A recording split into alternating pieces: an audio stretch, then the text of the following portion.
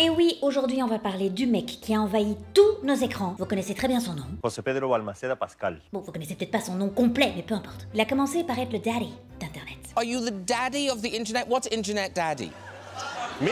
Il nous fait sentir en sécurité. Maintenant c'est aussi un baby girl man. I'm just gonna sit here and say I love you and say hi and slay. And yas. Pour ceux qui ne savent pas, la trend baby girl désigne entre autres une attitude masculine qui allie douceur, vulnérabilité et une petite touche de fragilité. Ok, ça fait quand même beaucoup d'appellations.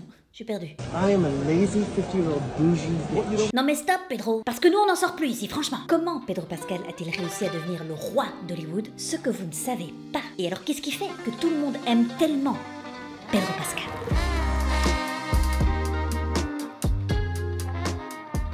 Ahora sí, hablemos del sponsor de este video, CyberGhost. Parler espagnol ne te fera pas gagner des points auprès de Pedro. C'est moche. Aujourd'hui, on va parler de ta sécurité en ligne avec le VPN qui va venir protéger ta connexion. 38 millions d'utilisateurs leur font confiance dans le monde et regardez-moi cette note sur Trustpilot.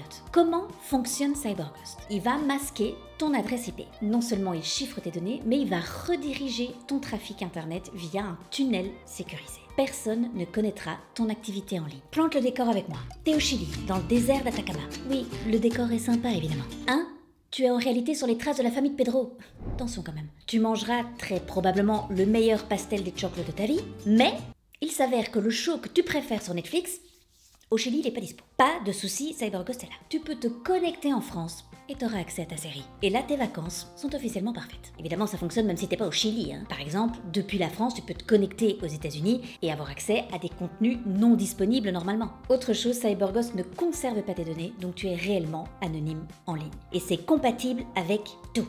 Windows, Mac, iOS, Android, Linux, Smart TV et même les consoles de jeux. Et tu peux connecter jusqu'à 7 appareils en même temps, donc toute la famille peut en profiter. Enfin, leur équipe est disponible 7 jours sur 7 et 24 heures sur 24. Si tu veux profiter de mon offre, tout se passe en description, moins 83% de réduction, soit 2 € par mois et 4 mois offerts. Et bien sûr, toujours satisfait ou remboursé pendant 45 jours. Like I said, I was born in Chile and 9 months later my parents fled Pinochet and brought me and my sister to the US.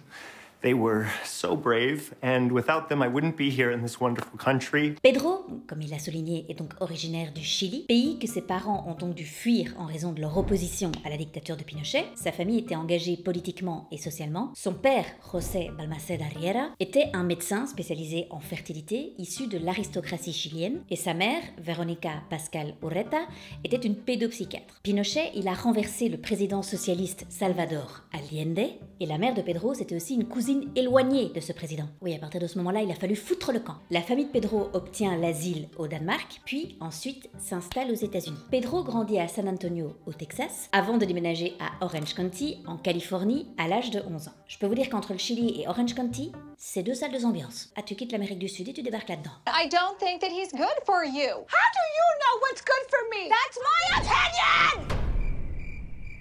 Pedro, il a grandi à Newport Beach, qui est donc un quartier aisé. My parents are refugees from Chile. I myself was a refugee. Oui, alors là, avec la pause, on imagine un peu la famille à bord d'un canot. Mais on n'a pas de pagaie! J'ai pas tous les détails, mais en tout cas, Pedro a été au lycée à Corona del Mar. C'est l'un des quartiers les plus huppés d'Orange County. Il est possible que son enfance ressemblait plutôt à ça. Non mais c'est horrible de devoir quitter son pays, évidemment. Mais il n'y avait pas de canot, quoi. J'ai du mal à le vanner parce que j'adore le gars. C'est comme ça, José Pedro. La chaîne est...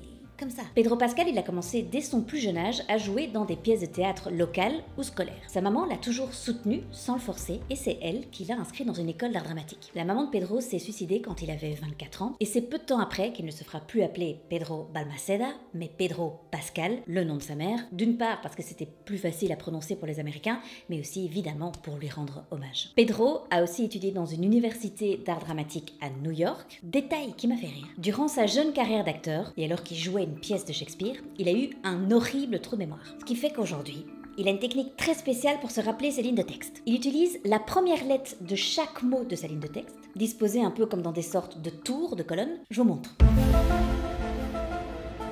What? C'est pas vraiment une méthode artistique, c'est une méthode plutôt technique, nous dit-il. Ah oui, c'est technique, je te confirme. Moi, je vois des mots croisés, mais faits par une personne très nulle. Hey Mike, what's the capital of Peru? Lima. No. It starts with a V and ends with an X, and hopefully with a T-O in the middle.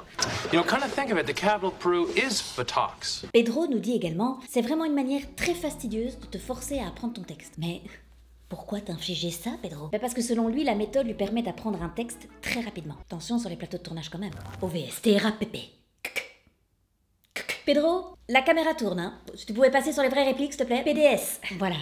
Et tu fais peur à toute l'équipe également. Pedro, et c'est une méthode très compliquée, a entamé sa carrière en enchaînant les petits rôles pendant de nombreuses années. Pedro Pascal fait ses débuts à la télévision en 1999 dans la série Good vs Evil. Who's your daddy now? Ah bah, il continue d'enchaîner les petits rôles dans des séries mineures avant d'obtenir un rôle remarqué dans Buffy contre les vampires, où il incarnera Eddie. Wow, sorry. No, I wasn't looking. Did you, lose your way? Faut savoir que ce rôle lui permettra de continuer sa carrière d'acteur et de pas abandonner. Did you, lose your way? Quand il a décroché ce rôle, il avait pas moins de $7 sur son compte. Donc ce chèque, il lui a permis de sortir un petit peu la tête de l'eau et de rester dans ce business. Il apparaît ensuite dans la série Law and Order, dans 2 rôles différents. Pedro dira dans une interview que la communauté des acteurs l'a vraiment beaucoup soutenu pendant ces années où il ne pouvait pas réellement vivre de son métier. Je cite, « Mon niveau débutant a duré 15 ans. » Ah oui, c'est long.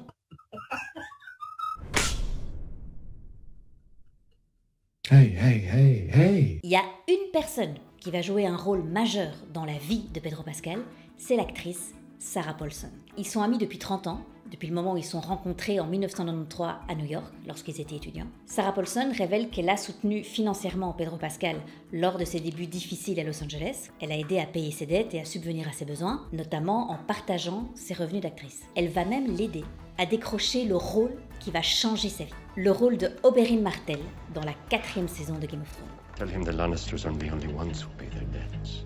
Pedro Pascal avait en réalité auditionné pour un autre rôle de la série, mais sans succès. Du coup, Sarah a transmis sa vidéo d'audition à Amanda Pitt, la femme de David Benioff, qui est le co-créateur de la série. Impressionnés par sa performance, les créateurs ont finalement décidé de donner sa chance à Pedro Pascal. Ah oui, c'est une sacrée dette là. Faut me rembourser, Pedro. Quoi? Je reverrai jamais l'argent. Et alors, à partir de ce rôle dans Game of Thrones, il va devenir un peu le king des séries, toutes plateformes confondues. On commence doucement, avec 6 épisodes dans le Mentaliste. Et puis de 2015 à 2017, il va conquérir Tatum. Il jouera dans Narcos, où il incarnera Javier Peña, qui est un agent de la DEA qui traque les cartels. Et il s'arrête pas là. Il rentre dans le pas si small world de Disney. Fondamentalement, ils sont pas très small, ils ont racheté toutes les franchises. Jon Favreau choisit Pedro pour l'un des rôles les plus importants de sa carrière, The Mandalorian, où il jouera Didi, Din Djarin. Ok, un chasseur de primes qu'on appelle aussi Mando. Tu as montré tes qualités, Pedro.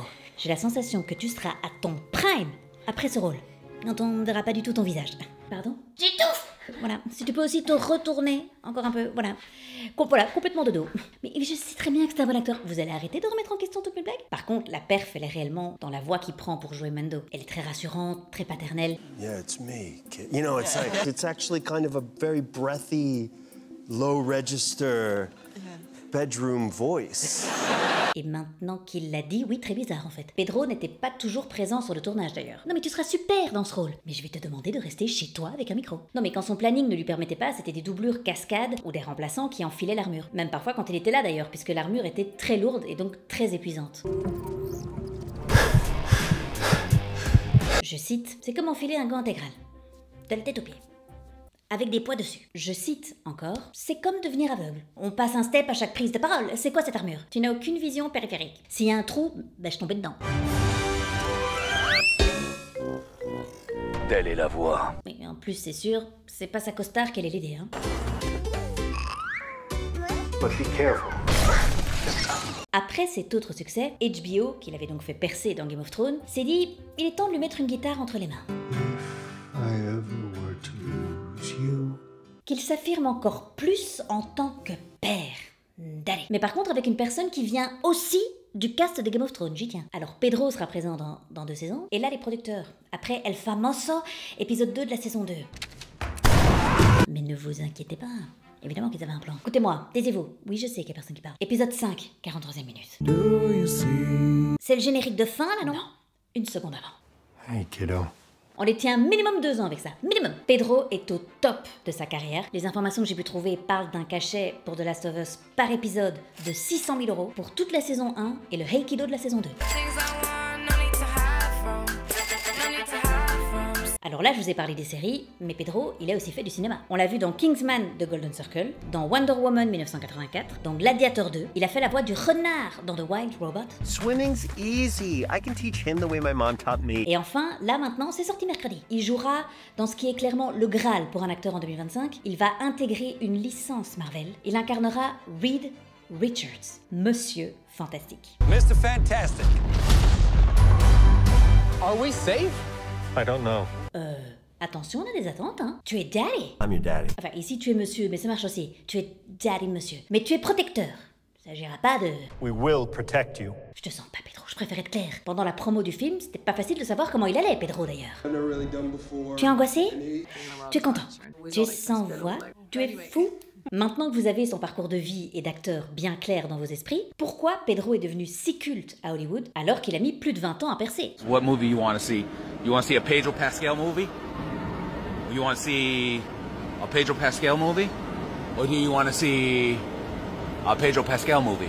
Eh bien, Pedro, c'est un peu l'homme qu'Hollywood attendait. Pedro Pascal, c'est pas une révolution à lui tout seul, mais c'est un miroir de notre époque. C'est un acteur qui coche toutes les cases de ce que le public réclame aujourd'hui. Il est viril, mais pas menaçant. Touchant, mais pas larmoyant. Il a un passé d'outsider, il a une gueule cabossée et une vraie humilité dans ses interviews. Il est vraiment le bon profil au bon moment. Et ça, Hollywood l'a très bien compris. Depuis MeToo, Hollywood a dû s'adapter. Le cliché de l'homme dominateur sûr de lui qui impose son pouvoir, c'est pas ce que les gens recherchent. C'est une nouvelle ère où les contours de la masculinité ont été redessinés, où on sort d'un moment ultra tendu, où tout semblait interdit, pour aller vers un nouvel équilibre. Je disais au début, il est viril mais pas menaçant, et ce mot est très important, parce que j'ai regardé quand même pas mal d'interviews de Pedro Pascal pour cette vidéo, et c'est vrai qu'il est hyper tactile avec ses costards.